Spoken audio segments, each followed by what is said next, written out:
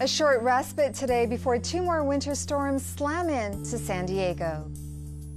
A Jewish foundation is easing the transition for Syrian refugees resettling in San Diego using art. We are not a nation that scales back its aspirations.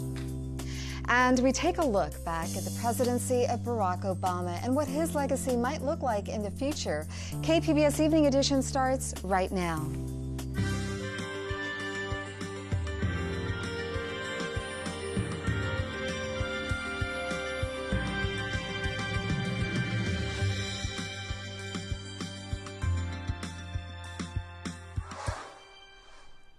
Good evening. Thanks for joining us. I'm Amita Sharma. Parts of San Diego saw some showers into the early hours today. They are part of what weather forecasters are describing as a 1-2 punch of winter storms arriving to the county this week.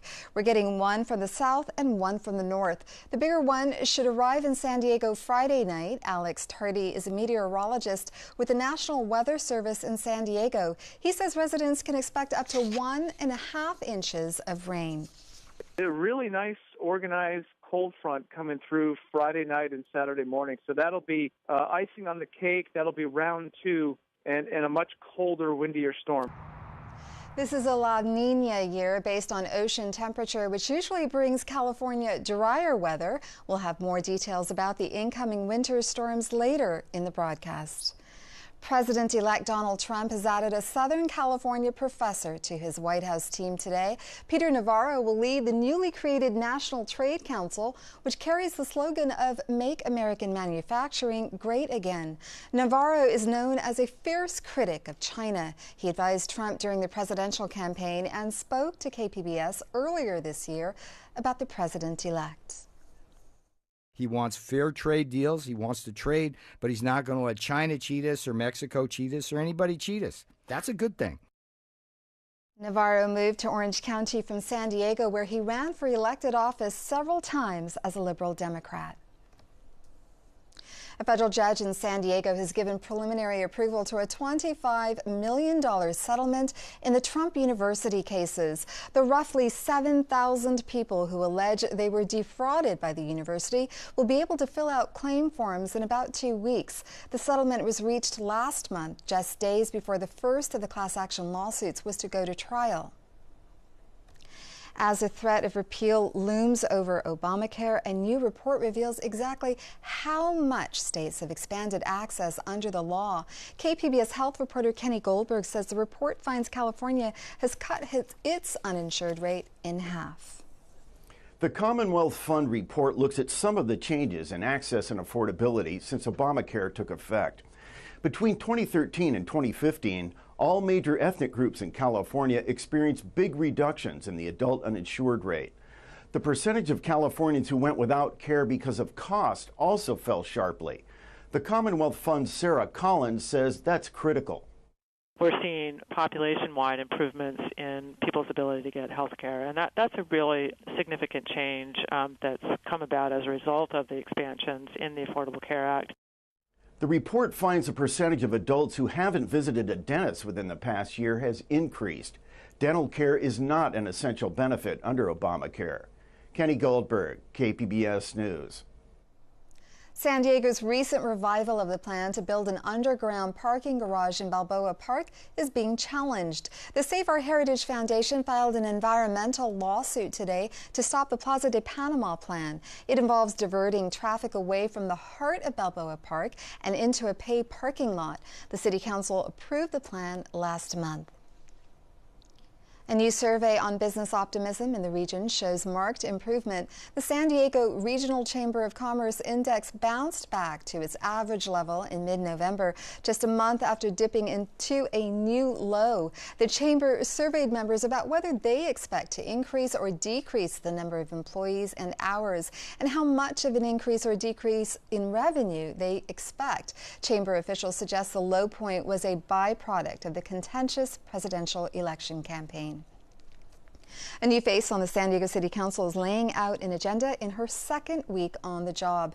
Councilwoman Georgette Gomez represents the College area, City Heights, and Kensington. She says she's taking inventory of her district by meeting people who reside there. Topping her to-do list is brainstorming solutions to the city's chronic and acute housing shortage. The fact that City Council declared a housing crisis for the past 13 years, and we really haven't had a robust conversation around that. So housing is going to be a big thing for me, from affordable housing to ensuring that we are also addressing the homeless issues in San Diego. Gomez campaigned on the theme that her district needs had been ignored over the years. She says it's not just that repairs are needed. We have streets, we have communities that, they're missing sidewalks, they're not present. There are communities that are pitch dark, so that's preventing people from feeling safe. It's not about even fixing infrastructure, it's infrastructure missing. Gomez is also part of an effort to urge the city's federal lobbyists to object to President-elect Trump's plan to deport people living in the U.S. illegally. U.S. Immigration and Customs Enforcement agents arrested a member of the Tijuana City Council. Luis Torres Santillan is behind bars in San Diego. The San Diego Union Tribune reports he faces money laundering charges. He is one of 12 defendants named in a complaint filed on Friday. Torres is a U.S. citizen. He was sworn in as a councilman in Tijuana only 3 weeks ago. If found guilty, he faces up to 15 years in jail. If you're a bike rider, you may like what the city has coming for you in 2017. Plans are underway for 9 miles of bike lanes in downtown San Diego. The next step is for the Downtown Mobility Plan to get funding in the fiscal 2018 city budget. Andy Hanshaw is the director of the nonprofit San Diego Bike Coalition. He says it should be a priority because it will help the city meet its climate action goals. It gives a ridership network, a safety network, a comfortable place for people to ride and connect, not only downtown, but to the regional bikeway projects that are also going to connect to the downtown project. Despite the green light, Hanshaw is concerned that coming budget cuts could axe the plan. Also in the works, 4 new bike lane projects will open in the new year. Those include an extension of the Bayshore Bikeway in National City and trails along the San Diego River near Qualcomm Stadium and State Route 15.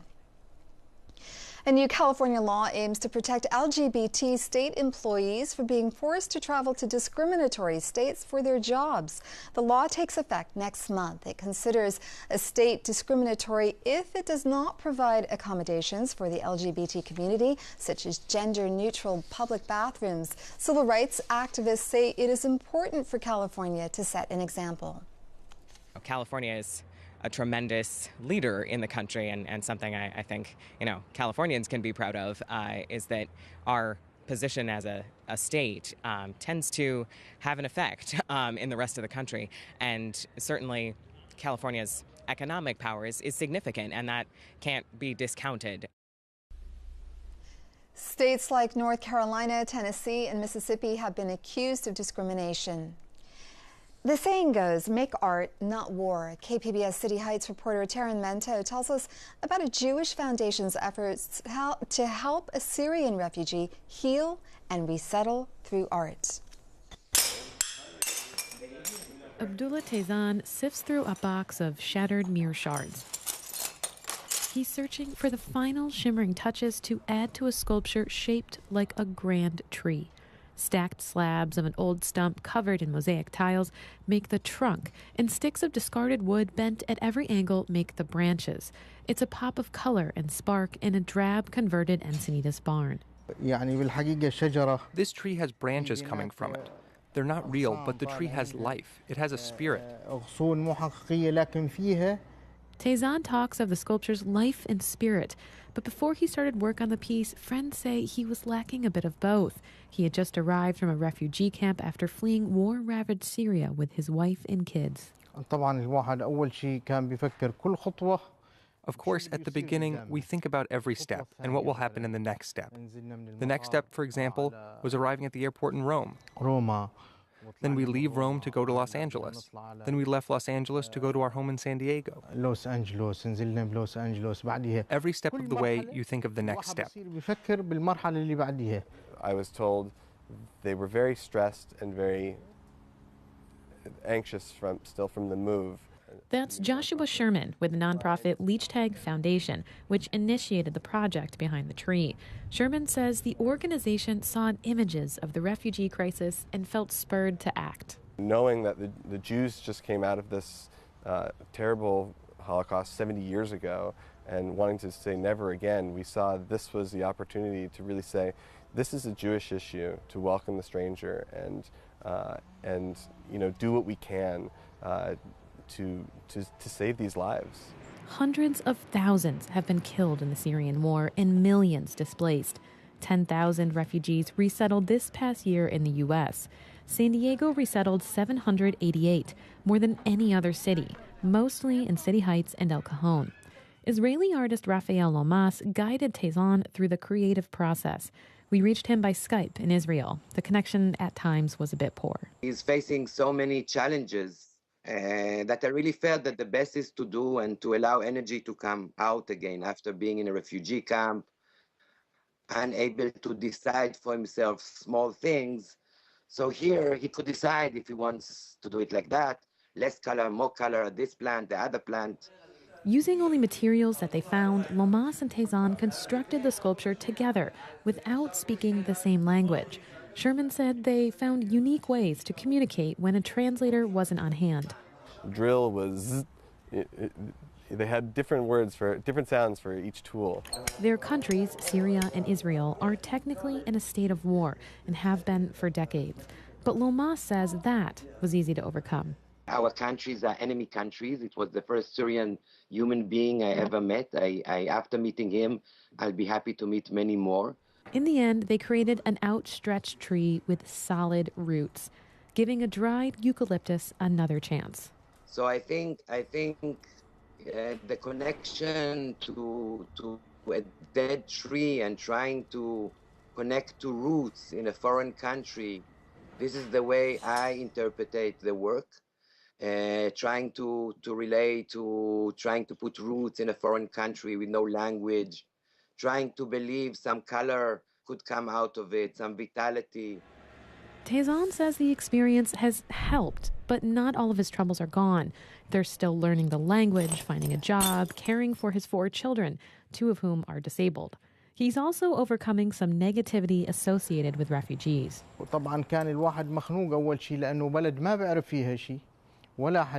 Of course, at the beginning, it was very difficult to adapt to this new life. We didn't know anyone here. It can be hard to live here. Once we started to meet the people and get used to the new atmosphere, we started to feel comfortable and started to love living here. And everyone you meet, you love. It feels like you have a new goal in life, thanks to God. Leechtag hopes to repeat the project with more Syrian refugees and possibly bring Tezan in as a paid consultant. Thank you. Taryn Munto, KPBS News. The nation's power delivery system is widely considered to be outdated and in need of major refurbishment. Improvements are likely to come in small steps. In part 2 of our series on microgrids, KPBS reporter Eric Anderson tells us some of those steps are already being taken in Southern California. Borrego Springs is a small community that sits in this desert valley. It may not be much to look at in the downtown area, but there are 2,800 residents, customers, who require power. The microgrid in Borrego Springs works in part because that town is geographically isolated. Hannon Eisenman works with San Diego Gas and Electric, and he says necessity made that system a reality. Borrego Springs is on the end of a 30-mile-long radial transmission line. It comes over those mountains. It goes through higher elevations, a lot of storms during the winter, thunderstorms in the summertime, so it has some reliability issues. But there are microgrids in the heart of San Diego's urban core with plenty of options when it comes to power. The University of California, San Diego uses a number of renewable power sources to satisfy the thirst for electricity on the school's sprawling campus. What we have here is a 2.8 megawatt fuel cell. Right here's the stacks of the fuel cell, 1.4 megawatts each. Facilities engineer John Dilliot says the university has invested heavily in power that's generated on the campus where it's used. The fuel cells, solar panels, and a cogeneration plant meet more than 90% of the campus's power demand. You need to be like a self-contained organization like us that has centralized our utilities. Dilliot says in some ways the campus microgrid is the result of money-saving decisions. The school was looking at opportunities to cut its power bill.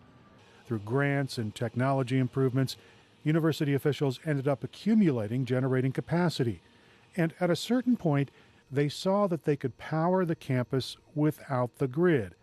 That's a pretty big jump from just saving several $1 million a year. Dilliot says steady, reliable power, however, is a crucial resource at a major research university. He says it's hard to reconcile losing ice core samples that are hundreds of years old. There are a whole bunch of freezers around campus that store samples of all kinds of stuff at really low temperatures, negative 80 Celsius. And without power, they can hold their refrigeration in there for, a little bit, but not very long. A lot of critical research work was put into jeopardy when a southwestern power outage persisted for hours in September 2011. Operator error destabilized the grid and caused cascading shutdowns in California, Arizona, and Baja California, Mexico. Dilliot says UC San Diego went dark, but the outage was different on campus. Even though we lost power during the power outage, we were able to restart our generation. They call that black starting. So we did have the ability to do that, and even though the utility was out for 8 to 12 hours, we were only out for about 4 hours. Millions of people lost power as water poured into the streets. Blackouts have touched other parts of the country, the Northeast in 2003, the East Coast during Hurricane Sandy in 2012, and the nation's mid-Atlantic states during another storm that same year. The power grid's age and fragility has a lot of researchers and engineers trying to figure out ways to update the system. Jeremy Del Real works at the Center for Sustainable Energy in San Diego. He says microgrids could be a bridge technology that helps. The microgrids can actually work with this antiquated system and alleviate some of that pressure and some of that, stress that these renewables and these technologies alone would kind of put on the grid. So it helps, I think, to better integrate these technologies with a more aging infrastructure. Del Real thinks the idea of sustainable electrical power systems that generate their own electricity has a big future. He's also quick to acknowledge that it's easier to talk about the idea than it is to put that idea into practice. It will become more prevalent in certain locations.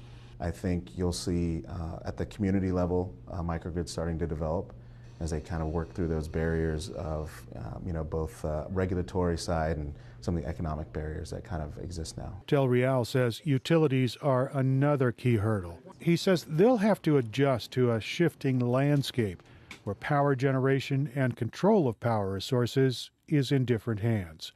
Meanwhile, the Obama administration is investing a lot of money in new technologies.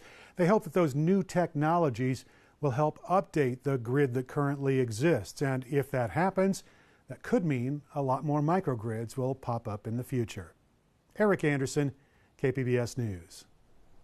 Barack Obama swept into office on a message of hope and change, pledging to end wars and rescue a sinking economy. 8 years later, the nation's first black president leaves a mixed legacy, marked by notable successes but also failed promises. AP reporter Kelly Daschle takes a look. So help you God. So help me God. Congratulations, Mr. President. He swept into office on a message of hope and change, becoming the first African American to lead the United States during a tumultuous time in history.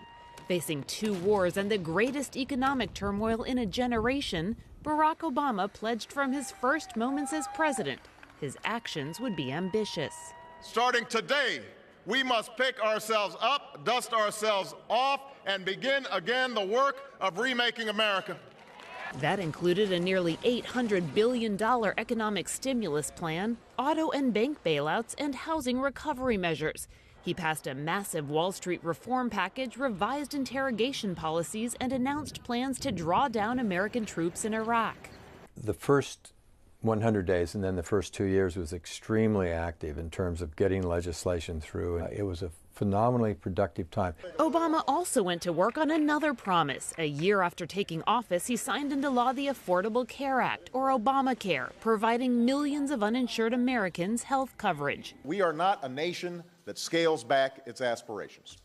But Obama's long list of legislative achievements felt to many a pattern of government overreach, and it came at a price. Over the next few years, Democrats would lose both the House and the Senate, stalling Obama's agenda and setting up a collision course with Congress that would in many ways define the rest of his presidency. Obama would not have the opportunity subsequently to enact anything like the kinds of landmark legislative policy accomplishments that he did in the first 2 years. From immigration to energy to environmental protections, Obama issued executive orders and a record number of regulations, avoiding Congress to advance his agenda. He did things that were pretty controversial. Some people call it the unilateral expansion of power of the president, but he did it because he couldn't get things through Congress. Now, many of those actions are at serious risk, including his signature health care law, as Donald Trump threatens to reverse much of what Obama has enacted. And all illegal executive orders will be immediately terminated. Obama's frustrations in office didn't end with Congress. The first black president presided over a period of increasing racial unrest in the country. And despite promises and pleas for passage of gun control, he found himself repeatedly left to console communities shocked by mass shootings. Sing praise, how sweet the sound. Internationally, Obama oversaw the death of Osama bin Laden and ushered in a new era of diplomacy. He reestablished long-severed ties with Cuba and signed a historic nuclear deal with Iran. But Obama will leave office having failed to pass the Trans-Pacific Trade Partnership he's championed. His promise to shut down the Guantanamo Bay prison remains unfulfilled, and he'll pass on a still threatening Islamic State group and a raging civil war in Syria. It has been one of the hardest issues that I've faced as president that he's been helpless to stop.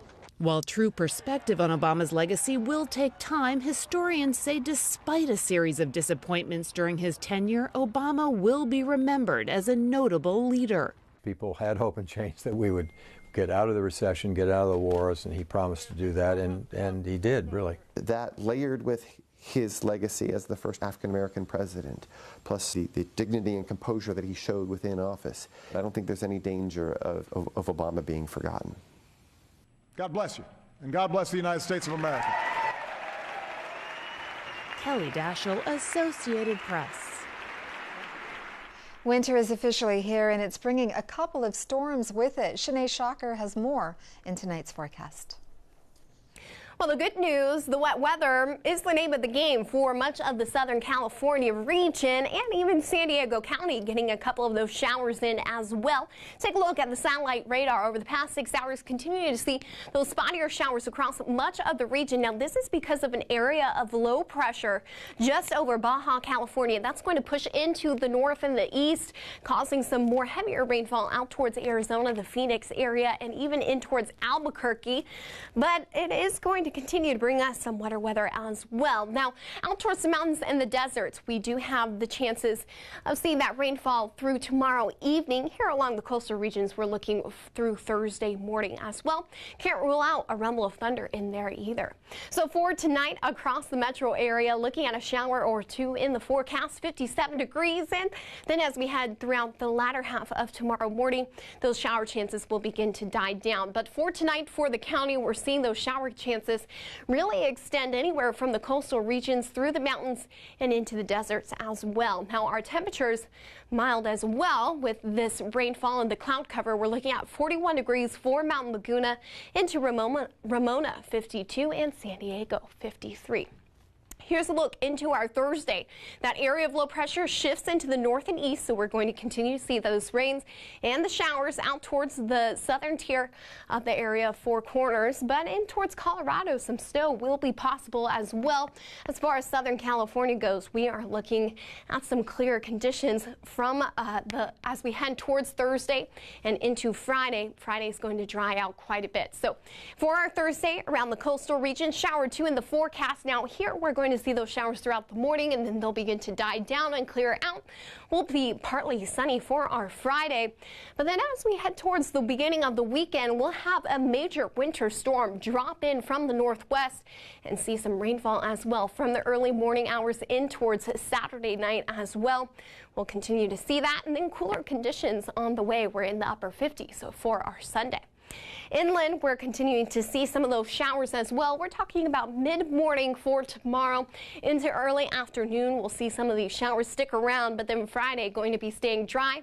Friday night in towards our Saturday, we'll continue to see some rain as well with that big Pacific storm coming in from the northwest.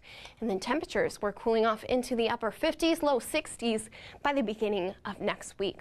For the mountains we go, and we are seeing temperatures cool down into the 30s. And by Saturday, we're looking at some snow showers even. And these snow showers even getting below pass level into the mountains. So dangerous travel conditions for our Saturday, Sunday, and Monday. We're looking to be cooler, but we're back in the 40s by Monday. Last but not least, we have the deserts, and we do have shower 2 on our Thursday. That's going to extend into the evening hours. Friday, we're looking at partly sunny conditions, and then we're cooling off for the rest of the week. For KPBS News, I'm Shanae Shocker. You can find tonight's stories on our website, kpbs.org/evening edition. Thank you for joining us, and have a great evening.